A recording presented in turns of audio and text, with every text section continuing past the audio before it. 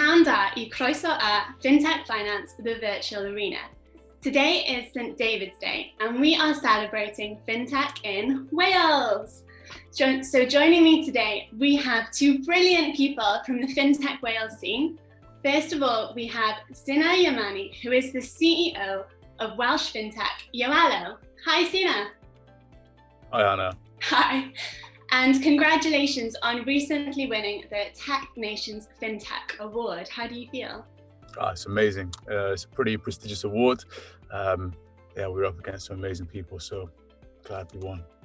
Lush, congratulations. And we also have Ben Joakim, who is Head of Strategy for Wales's own Principality Building Society. Hiya, Ben. Hi, Hannah. Thanks for having me. Very nice to have you. And my name is Hannah, and I am a freelance writer specialising in Fintech, and I'm also Welsh. So, kicking off today, both of you are on the board for Fintech Wales, and I'd like to ask you, why did you decide to join? What do you love about it? So, first of all, to Ben. Yeah, so going back about 2 years ago, I was running a fintech startup. We were building, in essence, a challenger bank for the aid industry, for foreign aid. We were HQ'd in Wales, and I got approached by Richard Theo, who's the founder of Fintech Wales. He's also the Fintech envoy for Wales from the UK government. And what we saw was that there was a lot of kind of emerging fintech activity in the early stages.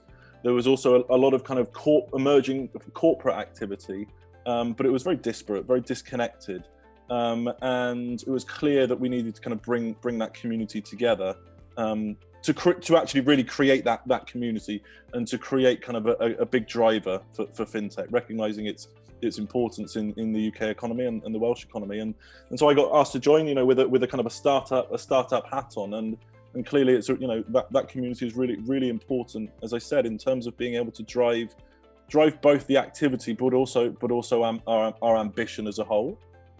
And you're very good at driving strategy because you are the head of strategy, which sounds super important for Principality Building Society. Can you tell me more about what you do and why it's so important? Yeah, so Principality Building Society is Wales's largest and oldest financial institution. We were founded 160 years ago as a mutual organisation. It's owned or led by its members. It's not owned or run by shareholders. For the benefit of our communities across Wales, and so traditionally as a building society, we do two things. We do savings and we do mortgages, and that's in essence our bread and butter. And over 160 years, we've grown to about 11 billion assets under management. So in some ways that's very large. Obviously, Wales's largest financial institution.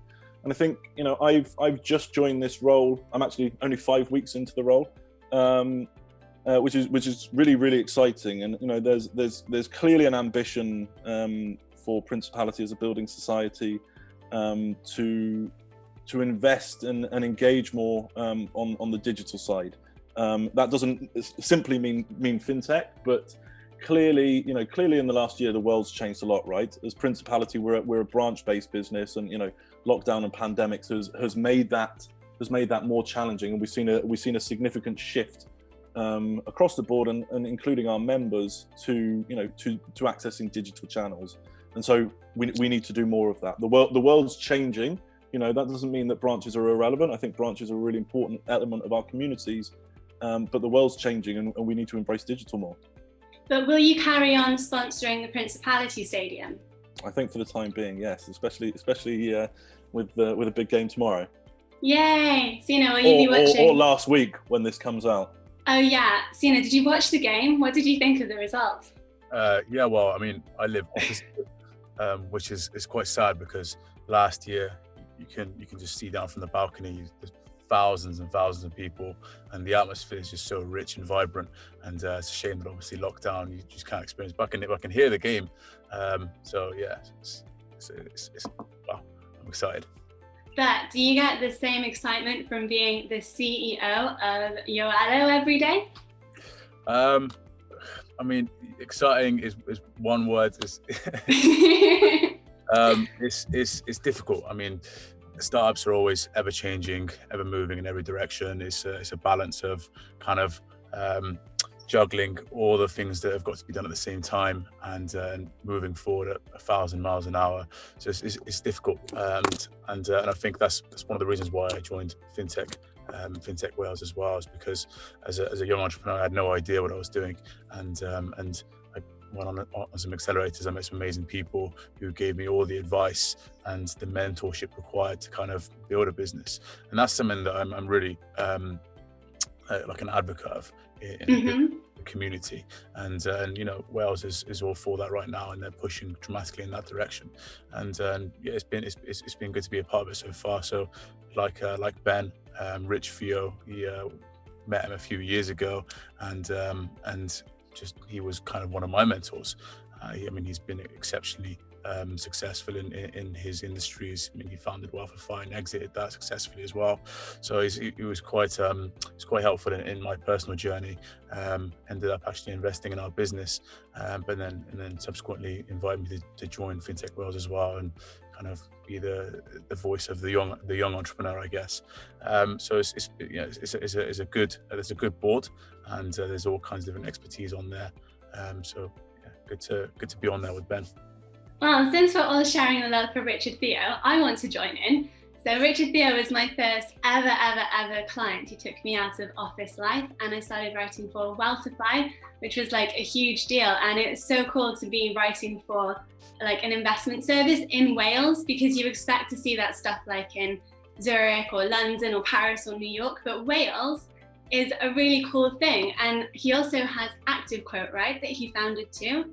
One of many different fintechs thriving in Wales. So I wanted to ask you, with this in mind, what do you think it is about Wales that makes it so special? Because it's becoming this hub of fintech, right? Especially in the last few years. I think you're right. I think we've certainly seen the emergence of kind of the hub here in Wales, and clearly there's a Cardiff focus, and hopefully we can kind of expand that beyond Cardiff. I think we're on a journey, right? And if you compare us to other fintech hubs, whether it's London or elsewhere in Europe or beyond, we've still got a long way to go. We're a small nation, and to a certain extent resource poor, which is a challenge, especially for kind of earlier stage startups. But I think the strength of the hub is based on the strength of the community, and people's desire not just to build a business and see an exit and be successful and wealthy, and there's nothing wrong with that, and that's a great ambition. But beyond that, there's a wider ambition, or a collective ambition, that we're doing something for the greater purpose. And I think that's really important. I think in Wales, people recognise that. People want to be part of that community, and they want to give back. And I think it almost comes back to the Welshness of us, in terms of kind of the friendliness. We talked a bit about rugby, and how we can come together as a community to champion something that we're passionate about. And in this case, it's fintech. And so for me, it's the people, right? It's the people that believe in the kind of the fintech movement, recognize a changing world, want to harness those opportunities to do something better for themselves and their wider communities. Do you think that's what it is? I wrote an article a few years ago saying that I think it's this rugby mindset, like taking information and passing it back and sharing it. Do you think that's what makes Wales unique, Sina, or do you think there's something else that's a little bit different about Wales for fintech? Yeah, I couldn't have put it better than Ben, to be honest with you. That was very elegant. The community is the most important thing for me, and that's part of the reason. So I came here for university, and ended up staying because of the community and the thriving network that exists within it. Everyone's so helpful to each other, and everyone just reaches out just with a great willingness to see each other excel. And I think that is what creates a good society. If everyone's trying to help each other out, everyone wants to see each other succeed, then everyone's going to be prosperous. So, with that, one of my main focuses on Fintech Wales, for instance, because they're kind of part of the agenda of the Welsh government to kind of excel and grow the development of not only fintech but tech in general within Wales. So part of my role within that is to try and increase the community aspect of it, and that's what I've been pushing the most, is kind of having hubs that we can bring out and enable people to come together, because mentoring is one thing, having the access to the knowledge, the wisdom of previous successors is fantastic, but the fact that you can actually connect easily to others who are all on the same journey as you, and everyone's got a different path on that journey. Everyone's been through different things with different expertise. Having the easy access to them is the important thing, and that's what I've found has been amazing about Wales and Cardiff in particular. There is a lot of government support, right? It's in the 4.0 strategy for Wales. Then they're talking about moving from coal mining to data mining, and they're bringing people into schools, and they're really trying to build up this whole generation of absolute tech heads to propel us into amazing employment opportunities and raise us in the world profile. Do you think that the government support has been a success? Do you think it's working? Sina, how do you think it's going? I think the government is on the right track. I think that they're increasing their powers within this space. I don't think they've been as active as they could have been, to be honest with you, so far. But that's just do you want to spill? Go on. Just my personal journey. Okay. However, I do know that now they're taking action because they've kind of seen the power that is there within the fintech community and how that can dramatically change the future of Wales. I mean, it's such a hot sector, and if they invest in that, then they can see that grow, not only from a fintech perspective, but just the community as a whole. There's a few notable companies in Wales that are in the space, and they've grown to have thousands and thousands of employees, and those were strokes of luck. So if they actually invested in the businesses, then and that would probably increase tenfold. So I've got my ears pricked on some of the initiatives they're putting in place. So I'm looking forward to actually seeing them in action. Are there any that you particularly have your mind on for Yoello? Because Yoello is quite a unique fintech, isn't it? When I spoke to you, you're doing something very unique in the space. Yeah, so we're targeting a new legislation that's come through called PSD2. It basically allows access to banks to A, see information, and B, actually initiate transactions between banks, something that's been primarily owned and kind of duopolized, I guess, by Visa and MasterCard, at the peril of kind of SMEs, retailers, the independent businesses who have to pay extortionate transaction fees. And we've got solutions that kind of go against all of that, or kind of go around it in a sense, and bring the power back to the local businesses and save them thousands of pounds every single year, but also building a kind of an ecosystem that's digitizing an entire sector. So our products have been growing significantly over the last year in particular, because one of our solutions is kind of contactless payments, which obviously with the pandemic and the contactless world that we kind of have to live in right now is obviously had a major impact. Well, Ben, how have you found this COVID era, these unprecedented times? Because you're on the complete opposite side of the coin, aren't you? So how have you found this time? Yeah, I mean, it's been an interesting year. Last year I was running a startup, and we got a long way. We were, as I said, building a new type of financial institution for global aid, and we got to the stage where we're stimulating hundreds of millions of dollars for governments, for UN agencies, and Ben. And then it all kind of crashed down on us, partly because of pandemic. Brexit certainly didn't help. A couple of UK government, or one UK government merger, which basically turn things off overnight for us almost. And so in some ways, that's the reality of the startup world, right? And, you don't get into the space, thinking that it's all going to be plain sailing. And, I'm sure between me and Sina, we've got multiple battle scars, and, Sina's going to continue to face that. And so, my transition has certainly been interesting, going from kind of the startup world, and then losing an investment round, and literally kind of losing that momentum overnight. But but then joining an organisation, you know, when I was looking for my next challenge, I was really clear on what I wanted to be doing next.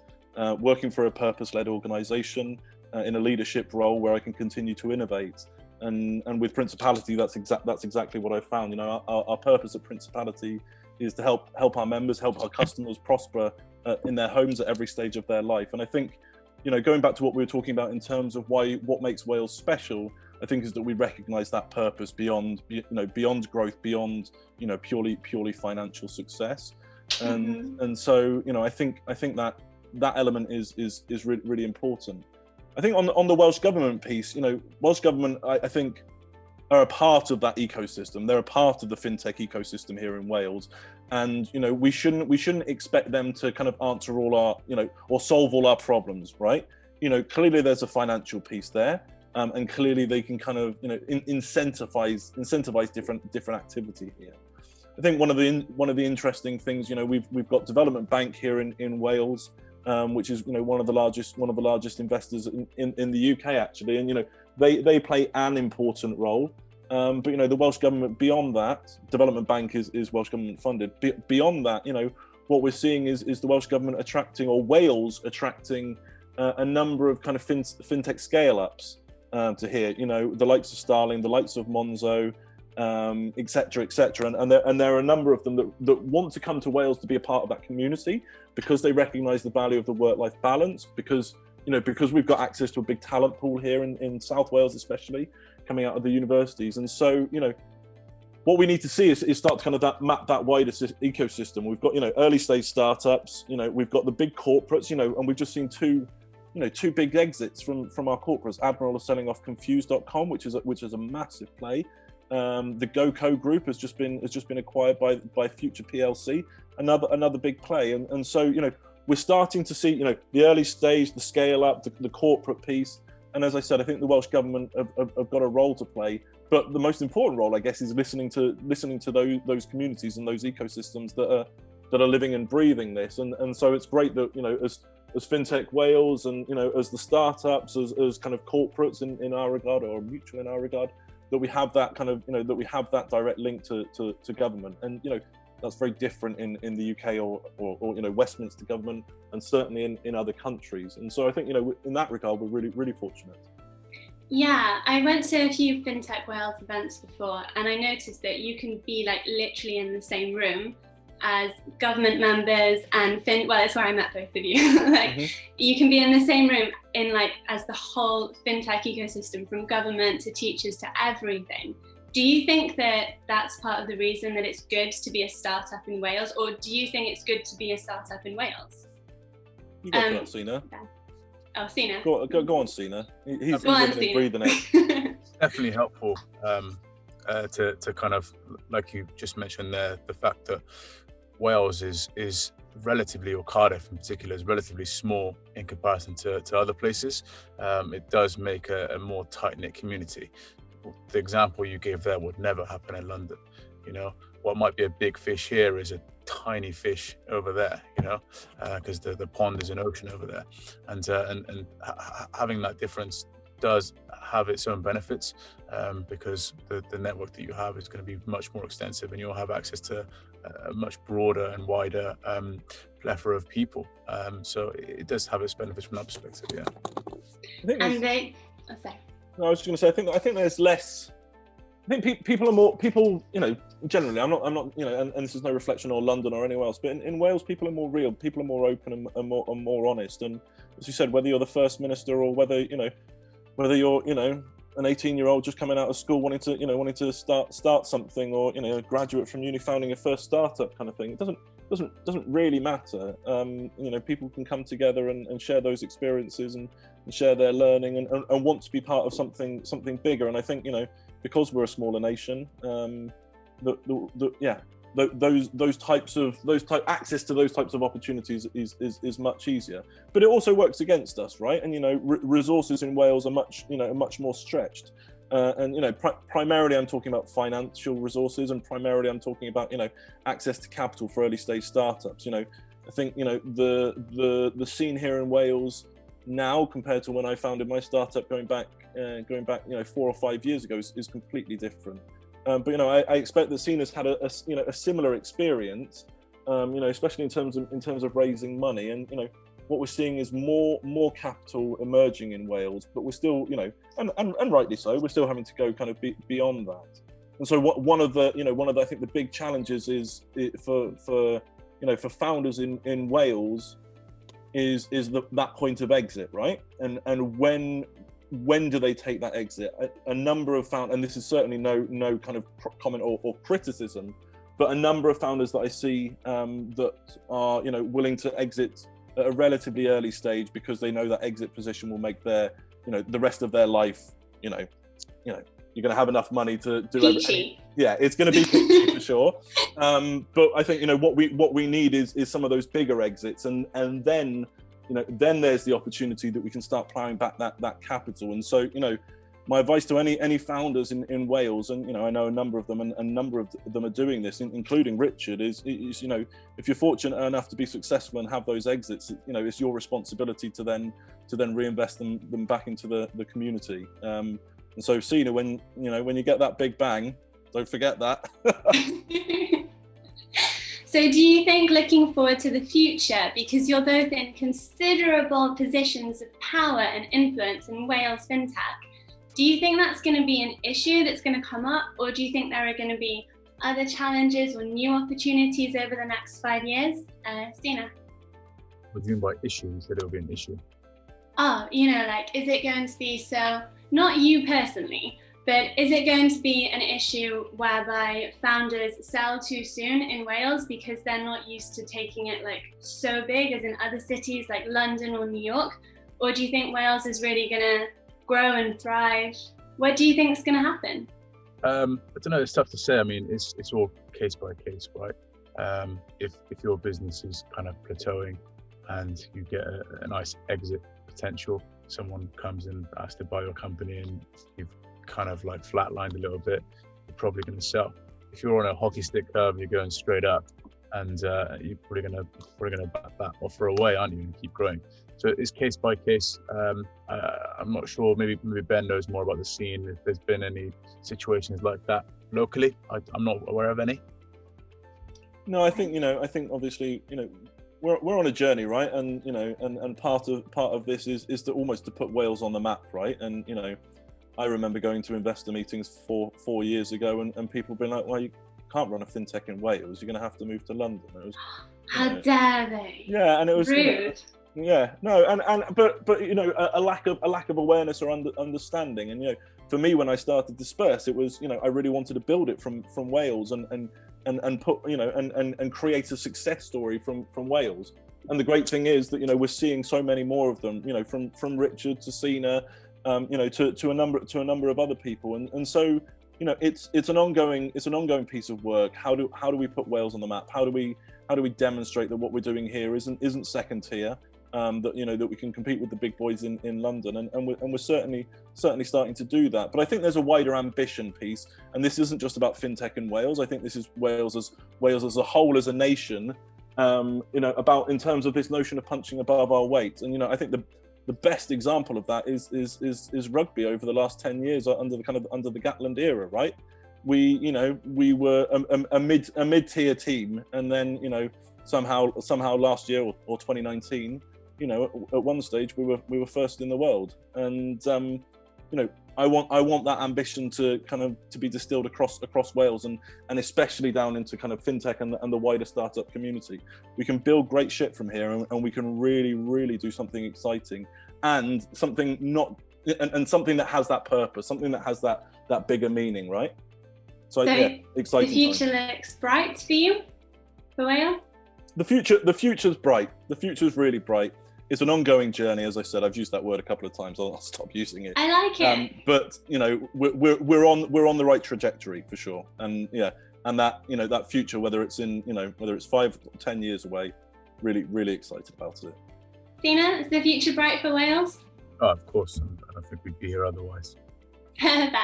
And I have to wrap up now, but before I go, I'm going to have to ask you, can you describe fintech in Wales in just 3 words? And if you can say it in Welsh, then you get extra points. First to Sina. Okay, I'm gonna butcher this. But Go on. Gwyliwch y gofod. Wow, don't know what it means. Please watch this space. Nice. That was good. But it's just, is it 2 words in Welsh or is it 3?